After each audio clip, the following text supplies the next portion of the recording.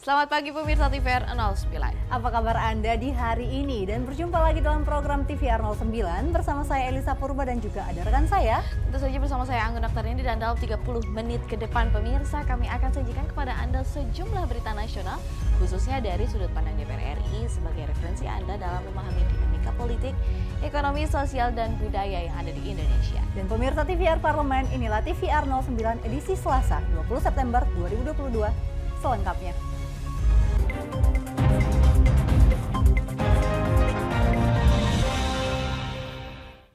Pemirsa, kita awali berita pagi ini dari Komisi 7 DPR RI yang meminta pemerintah untuk meninjau ulang kebijakan pelarangan ekspor timah dengan melihat resiko dan mitigasinya.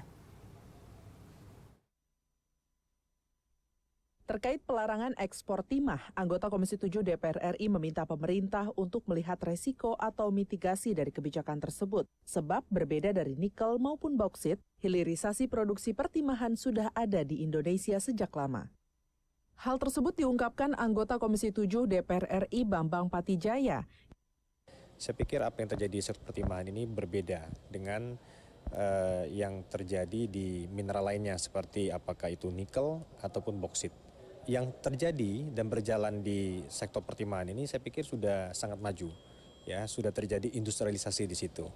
Kemudian juga hilirisasi sudah ada, walaupun mungkin jumlahnya belum terlalu signifikan. Yang belum ada dalam rencana yang disampaikan pelarangan itu adalah mitigasinya. Ini kan kita tidak bisa serta-merta men-shutdown atau melakukan pelarangan ekspor. Karena kenapa? Hampir 40% produk domestik bruto regional Bangka Belitung itu berasal atau ada multipliernya terkait dengan sektor pertimahan. Nah, jika ini tiba-tiba dihentikan saja, saya khawatir ini kontraproduktif. Maksud saya sudahlah, kita jangan kemudian di dalam menata ini kemudian gaduh. Nah, saya berharap Bapak Presiden beserta yang memberikan masukan ini dapat memberikan masukan yang konstruktif. Diketahui Presiden Joko Widodo berencana menambah komoditas timah ke dalam daftar larangan ekspor komoditas. Kebijakan ini sejalan dengan upaya untuk mengembangkan hilirisasi komoditas minerba dan menambah nilai tambah. Mario, TVR Parlemen, melaporkan. Pemirsa 09, Komisi 10 DPR RI melakukan kunjungan spesifik ke destinasi pariwisata Danau Toba untuk meminta masukan terkait dengan revisi Undang-Undang Kepariwisataan. Dan Komisi 10 menilai bahwa perlu kerjasama antar daerah untuk mengelola wisata Danau Toba agar lebih optimal kembali. Saat Komisi 10 DPR RI mengunjungi destinasi wisata Danau Toba dalam rangka penyusunan rancangan Undang-Undang Kepariwisataan, ditemukan kurangnya kerjasama antara daerah dalam mengelola kawasan wisata di Sumatera Utara. Panja Revisi Undang-Undang Kepariwisataan Komisi 10 DPR RI melakukan kunjungan kerja spesifik ke destinasi super prioritas Danau Toba di Kabupaten Tapanuli Utara, Provinsi Sumatera Utara. Anggota Komisi 10 DPR RI Sofyantan menyebutkan, peningkatan SDM menjadi salah satu masukan yang penting untuk ditindaklanjuti. Sedangkan perkembangan situasi pariwisata pada hari ini cukup pesat, ya, sehingga membutuhkan revisi daripada Undang-Undang Nomor 9 Tahun 2009. Namun beberapa masukan yang kami terima itu salah satu adalah peningkatan SDM di kawasan Danau Toba. Itu memang menjadi pointer yang sangat penting untuk segera diwujudkan. Sementara itu, anggota Komisi 10 DPR RI Muhammad Nur Purnamasidi merasa belum menemukan jalinan kerjasama antar daerah terkait pengelolaan kawasan Danau Toba. Ketika kerjasama itu tidak ada, maka mimpi untuk mengembangkan kawasan Toba sebagai salah satu prioritas nasional ini tidak akan terwujud. Nah, karena itu menurut saya sambil jalan revisi ini sambil jalan mungkin juga bisa setahun. Nah, ini harus ada menginisiasi sebenarnya. Untuk kami sampaikan kembali ke Mas Menteri untuk bagaimana didorong agar kerjasama pariwisata antar daerah ini bisa segera diwujudkan. Dari Sumatera Utara, Kristio Handoko, TVR Parlemen, melaporkan. Pemirsa, Komisi 7 DPR RI mendukung pengembangan industri mie instan tanah air agar bersaing di pasar global. Informasi selengkapnya sesaat lagi, untuk itu tetaplah bersama kami pemirsa di TVR 09.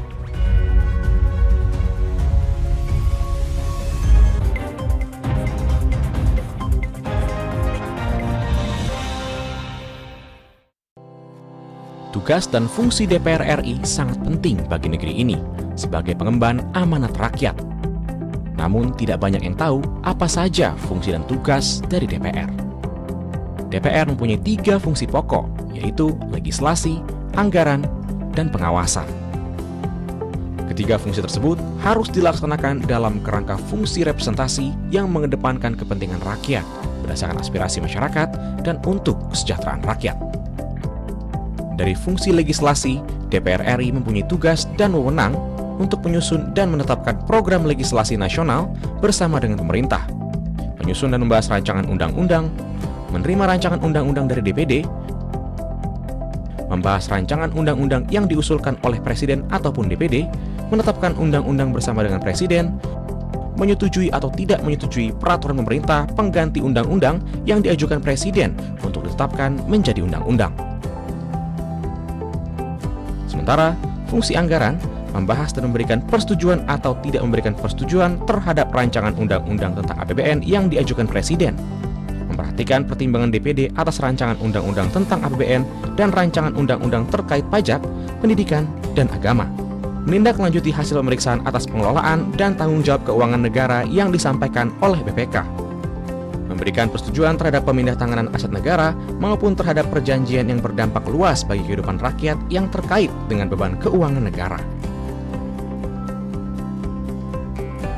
Dan fungsi pengawasan melakukan pengawasan terhadap pelaksanaan undang-undang, APBN, dan kebijakan pemerintah, membahas dan menindaklanjuti hasil pengawasan yang disampaikan oleh DPD terkait pelaksanaan undang-undang mengenai otonomi daerah, pembentukan, pemekaran, dan penggabungan daerah, pengelolaan sumber daya alam dan sumber daya ekonomi lainnya, pelaksanaan APBN, pajak, pendidikan, dan agama. Terima kasih. Video ini dipersembahkan oleh TV dan Radio Parlemen, Biro Pemerintahan Parlemen, Sekretariat Jenderal, dan Badan Keahlian DPR RI.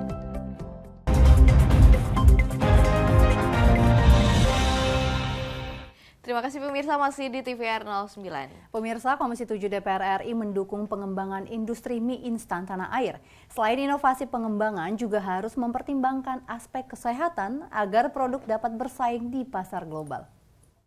Komisi 7 DPR RI mendorong pengembangan industri mie instan yang dilakukan oleh PT Indofood Sukses Makmur dalam rangka peningkatan ekspor produk dalam negeri dan anggaran CSR guna mendorong peningkatan kesejahteraan masyarakat dan ekonomi Provinsi Jambi. Dalam kunjungannya ke PT Indofood CBP Sukses Makmur Cabang Jambi baru-baru ini, Wakil Ketua Komisi 7 DPR RI Edi Suparno mengapresiasi inovasi pengembangan produk mie instan yang dilakukan PT Indofood.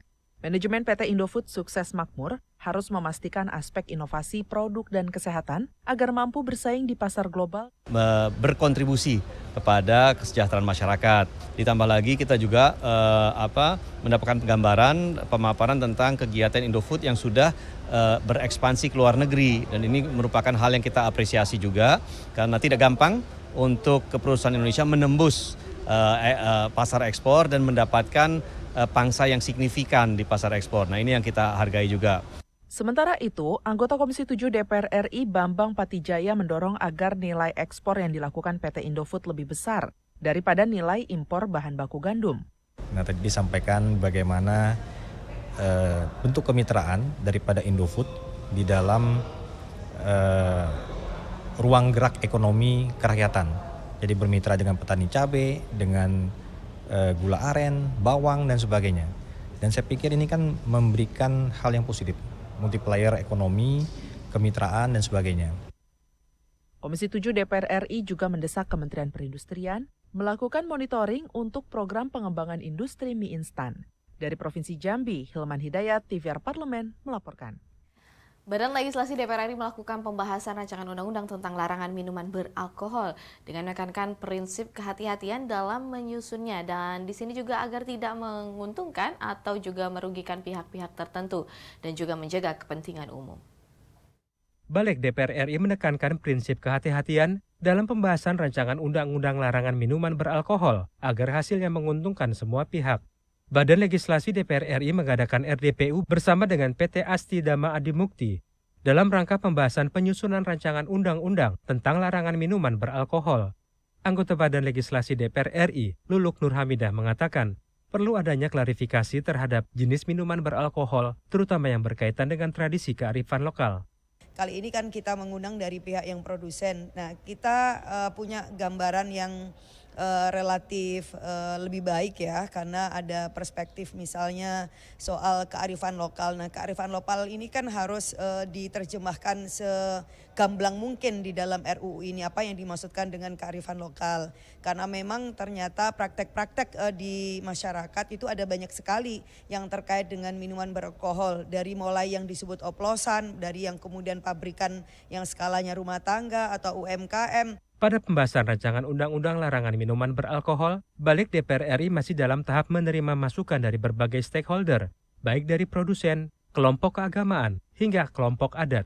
Jadi prinsip kehati-hatian ini agar semua pihak itu tidak mendapat kerugian. Siapa? Ya mungkin produsen, mungkin konsumen, juga masyarakat secara luas. Nah, makanya kita dengar termasuk dari kelompok-kelompok keagamaan, kelompok adat yang kita nggak bisa serta-merta misalnya memberikan penilaian soal haram, halal dan seterusnya, karena memang Indonesia yang sangat beragam dengan kebutuhan pemenuhan ekspresi, tradisi, kebudayaan. Vinita dan Rifki, TVR Parlemen melaporkan. Pemirsa, Badan Legislasi DPR RI menekankan pentingnya mencantumkan aspek hukum dalam rancangan undang-undang tentang provinsi yang diusulkan oleh Komisi 2 DPR RI. Balik menilai pembentukan rancangan undang-undang provinsi merupakan suatu hal yang sangat fundamental. Badan Legislasi atau Balik DPR RI menekankan pentingnya aspek hukum tercantum dalam rancangan undang-undang atau RUU tentang provinsi yang diusulkan oleh Komisi 2 DPR RI. Rancangan undang-undang yang dimaksud yakni Rancangan Undang-Undang tentang Provinsi Sumatera Utara, Sumatera Selatan, Jawa Timur, Jawa Tengah, Jawa Barat, Maluku, dan Kalimantan Tengah. Balik menilai pembentukan rancangan undang-undang provinsi tersebut merupakan suatu yang sangat fundamental. Wakil Ketua Balik DPR RI Abdul Wahid menekankan agar pembahasan rancangan undang-undang tentang provinsi tidak menghilangkan substansi terkait landasan hukum, budaya, serta sejarah lahirnya provinsi-provinsi tersebut. Ya, secara substansinya kan sudah, karena provinsinya sudah berjalan sesuai seperti biasa. Yang menjadi substansi pembahasan kita itu adalah alas hukumnya, dasar hukumnya. Dulu pembentukan provinsinya berdasarkan RIS, Republik Indonesia Serikat, kita perbaiki berdasarkan Undang-Undang Dasar Republik Indonesia tahun 1945. Pengusul rancangan undang-undang tentang provinsi, Samsul Rizal berharap pembahasan rancangan undang-undang tersebut dapat segera diselesaikan, sehingga nantinya pembahasan terhadap rancangan undang-undang provinsi lainnya juga dapat segera diusulkan dan dibahas untuk menghindari timbulnya gejolak dan masalah yang terjadi di masa mendatang. Jadi kita tidak kehilangan semacam kepercayaan kepada undang-undang pembentukan yang provinsi kita itu. Kita khawatir suatu ketika dipertanyakan oleh pihak-pihak tertentu, ini provinsi ini kok dibentuk dengan undang yang sudah tak berlaku lagi, kok dibiarkan begitu. Bani, TVR Parlemen melaporkan. Pemirsa, meskipun pemerintah telah menyalurkan bantuan langsung tunai atau BLT, DPR tetap ingatkan pemerintah bahwa kenaikan harga BBM berdampak kepada semua sektor dan seluruh lapisan masyarakat. Informasi selengkapnya sesaat lagi pemirsa. Untuk itu tetaplah bersama kami di TVR 09.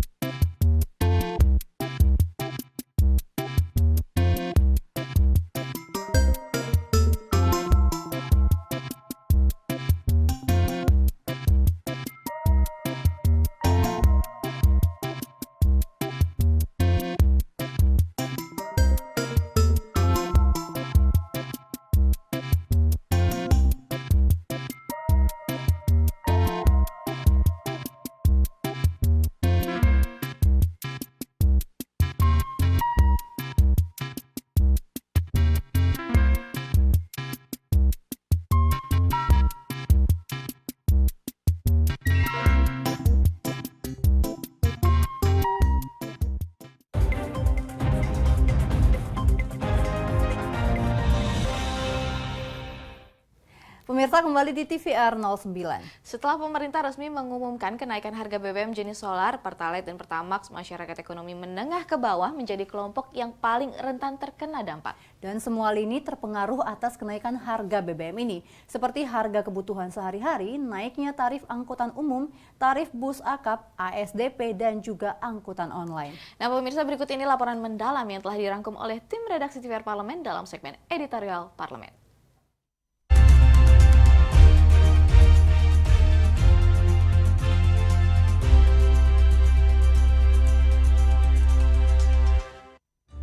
Kebijakan pemerintah menaikkan harga BBM disertai dengan pencairan bansos sebesar 24,17 triliun rupiah yang dibagi dalam 3 skema. Di Gedung Nusantara 2 DPR RI, anggota Badan Anggaran DPR RI Marwan Cik Asan menilai, meski pemerintah menyalurkan bansos 24,17 triliun rupiah, kenaikan harga BBM berpotensi mengakibatkan bertambahnya angka pengangguran dan kemiskinan. Pasalnya, kondisi perekonomian masyarakat belum sepenuhnya pulih akibat pandemi COVID-19. Menurut Marwan, hal itu juga akan mempengaruhi daya beli masyarakat yang akhirnya berdampak pada laju pertumbuhan ekonomi nasional, mengingat pertumbuhan ekonomi kuartal 1 dan 2 masih ditopang oleh konsumsi rumah tangga. Marwan meminta mekanisme subsidi energi harus dihitung ulang. Pengurangan subsidi, kenaikan BBM, siapapun penerimanya otomatis pasti akan meningkatkan kemiskinan. Pasti. Tinggal kita tunggu saja data BPS nanti. Berapa 100.000 masyarakat yang akan menjadi miskin gara-gara kenaikan BBM ini. Jadi kita sudah berusaha sekuat tenaga beberapa tahun dengan menaikkan anggaran belanja kita. Supaya orang miskin ini makin sedikit. Kita hitung betul dulu subsidi ini. Berapa sih uang yang harus kita gelontorkan kalau supaya BBM ini tidak terlalu memberatkan masyarakat? Berapa? Bandingkan dengan PNN yang kita berikan kepada BUMN yang juga nggak untung-untung. Menyusul kenaikan harga BBM, Kementerian Perhubungan melakukan penyesuaian tarif ojek online dan bus akap kelas ekonomi. Ketua Komisi 5 DPR RI Lasarus meminta Kemenhub berlaku adil dan cermat dalam menentukan kenaikan tarif ojek online dan bus akap sehingga tidak ada pihak yang merasa keberatan maupun dirugikan. Di sisi lain, Lasarus mengkritisi kebijakan pemerintah yang telah mengambil kebijakan penentuan tarif ojek online. Hal itu seharusnya diikuti dengan penerapan kebijakan yang mengatur PNBP dari para aplikator transportasi online. Ada kenaikan harga BBM hari ini ya, dan itu pasti berdampaklah kepada biaya personal angkutan online. Kita berharap juga angkutan ini jangan naik terlalu tinggi lah biayanya ya. Ya paling tidak ya cari titik temu yang bagus lah. Pesan kita seperti itu, dihitung secara cermat gitu. Nah kepada aplikator juga gitu, jangan ambil untung terlalu besar dong. Per hari ini juga kita belum tahu nih berapa PNBP yang kita dapat dari aplikator terkait dengan PNBP nih, pendapatan negara bukan pajak dari aplikator. Bisnisnya kan menggunakan jalan ini. Nah kalau jalannya rusak, peran mereka apa? Sementara itu, pelaku usaha angkutan darat juga akan menaikkan tarif setidaknya 25% yang akan dikenakan pada angkutan non-ekonomi maupun yang tarifnya tidak diatur pemerintah. Menanggapi itu, anggota Komisi 5 DPR RI Tamanuri mendesak Kemenhub membuat payung hukum yang jelas sebagai batas kenaikan tarif angkutan umum. Kenaikan tarif angkutan umum harus dihitung secara cermat. Menurut Tamanuri, tarif baru angkutan umum jangan menambah beban masyarakat pasca kenaikan harga BBM, namun juga jangan merugikan pelaku usaha transportasi. Karena masyarakat inilah yang membuat roda perekonomian itu bisa berjalan sebagai harapan. Kalau kita mandek ekonomi kita, maka berarti kondisinya sangat tidak kita inginkan. Nah oleh karena itu, mesti bijaklah. Harapkan pemerintah, terutama dari Kementerian Perhubungan, bijak melihat kondisi inflasi, melihat juga menyambung-nyambungkannya dengan berbagai sektor, sehingga apa yang diputuskan akan hasilnya bisa diterima di semua pihak. Anggota DPR RI meminta pemerintah memperhatikan kelompok masyarakat yang sebelum kenaikan BBM ada di atas garis kemiskinan dan tidak masuk data bansos.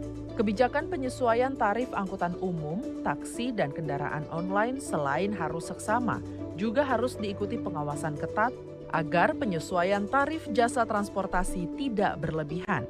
Tim Liputan TVR Parlemen melaporkan.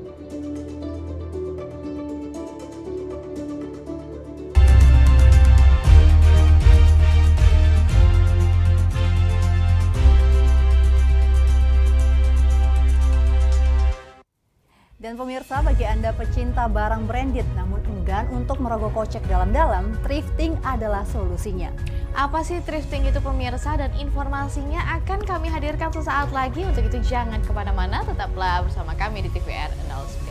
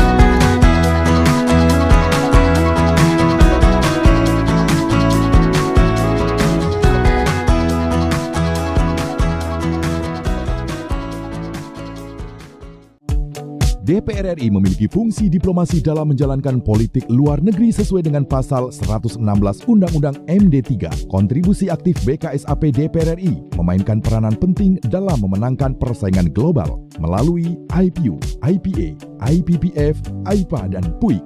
BKSAP memiliki komitmen yang tinggi dalam krisis kemanusiaan dunia. Fungsi diplomasi dijalankan untuk mendukung upaya pemerintah dalam melaksanakan politik luar negeri.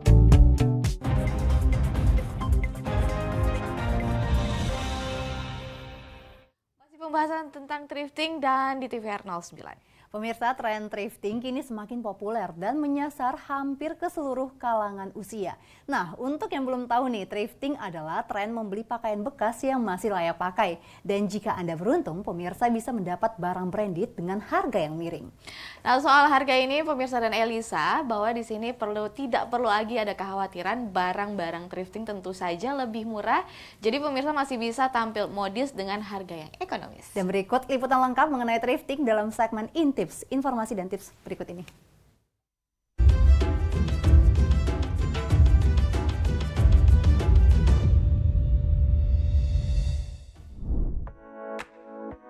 Thrifting, cara ekonomis untuk tampil modis. Istilah thrifting mungkin sudah tidak asing lagi terdengar di telinga pemirsa Intips.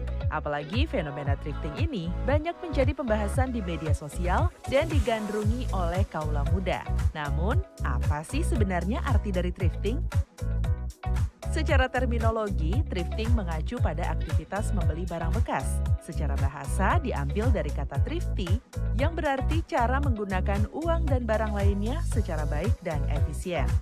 Sehingga thrifting tidak hanya diartikan sebagai aktivitas membeli barang bekas, namun juga konsumen dapat merasakan sensasi tersendiri ketika bisa berebutan barang dengan orang lain di pasar, apalagi jika mendapatkan barang langka dengan harga yang lebih murah. Thrifting bisa dilakukan dengan berburu barang melalui e-commerce, media sosial, maupun datang langsung ke pasar loak, salah satunya yang akan kita bahas kali ini, Pasar Cimol Gede Bage di Kota Bandung. Berbeda dari factory outlet, mall maupun distro, Pasar Cimol Gede Bage merupakan pusat perbelanjaan barang bekas, terutama fashion, yang berlokasi di Jalan Soekarno-Hatta, Kota Bandung. Pasar Cimol merupakan singkatan dari Cibadak Mall yang sejak dahulu memang terkenal sebagai tempat khusus menjual pakaian bekas, dari mulai baju, jaket, kemeja, sepatu, topi, hingga gaun pernikahan pun akan pemirsa temukan di pasar ini. Pasar Cimol Gede Bage bak surga baju bekas di kota Paris Van Java. Tak perlu khawatir soal harga, busana di Pasar Cimol Gede Bage sangat murah dan gak bikin kantong kering kok. Busana bekas di tempat ini juga memiliki kualitas yang tak kalah dengan baju baru. Kualitas barang original dengan harga yang miring adalah alasan banyak orang untuk tertarik berburu pakaian di Pasar Cimol Gede Bage. Meskipun panas dan berdesak-desakan, Pasar Cimol tidak pernah sepi pembeli. Banyaknya pilihan pakaian dan model yang tidak pasaran menjadi daya tarik tersendiri nih bagi para pengunjung. Kebanyakan produknya merupakan barang impor dari Jepang, Korea, Cina, dan Thailand. Seperti toko busana lainnya, baju bekas ini digantung dan dipajang dengan rapi di rak. Hal ini ditujukan agar pembeli dapat dengan mudah memilah-milah baju mana yang menarik hati.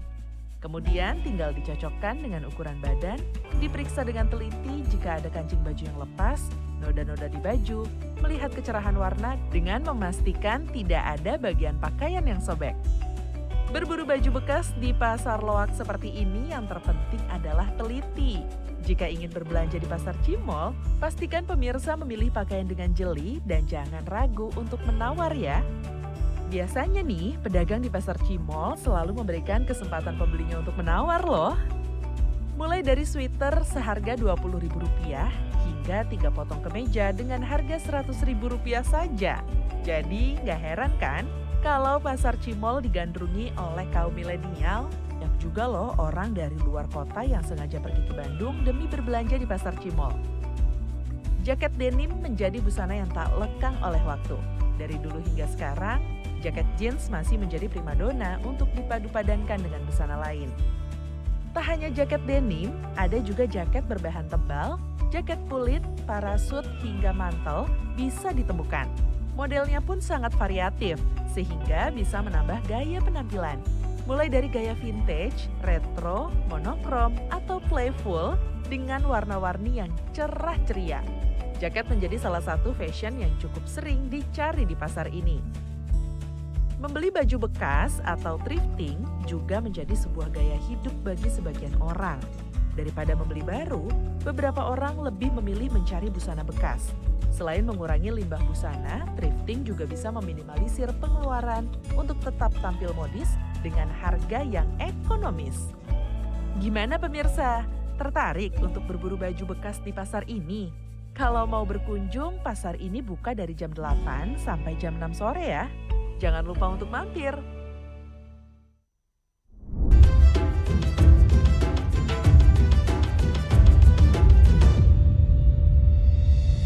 Pemirsa, itu tadi tentang thrifting di Pasar Gede Bage. Dan di penghujung acara kami informasikan kepada Anda agenda DPR RI pada hari ini, Selasa 20 September 2022.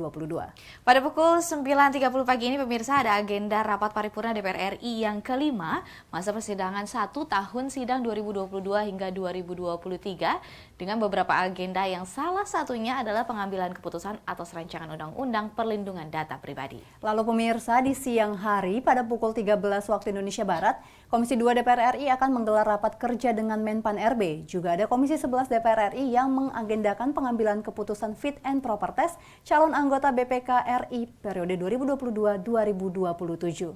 Pemirsa, sejumlah agenda dan program DPR RI lainnya juga dapat Anda saksikan secara langsung di TVR Parlemen melalui kanal utama, kanal komisi, dan kanal alat kelengkapan dewan lain yang dapat Anda akses di tvr.dpr.go.id. Dan pemirsa TVR Parlemen, demikianlah TVR 09 edisi pagi ini. Kami ingatkan untuk tetap waspada pada persebaran virus COVID-19 dan tetap patuhi protokol kesehatan. Segenap kru TVR Parlemen yang bertugas mengucapkan terima kasih pemirsa telah menyaksikan kami di TVR 09 pagi hari ini. Saya Angga Nutarini dan tentu saja rekan saya Elisa Purba. Sampai bertemu kembali di TVR 09 esok pagi.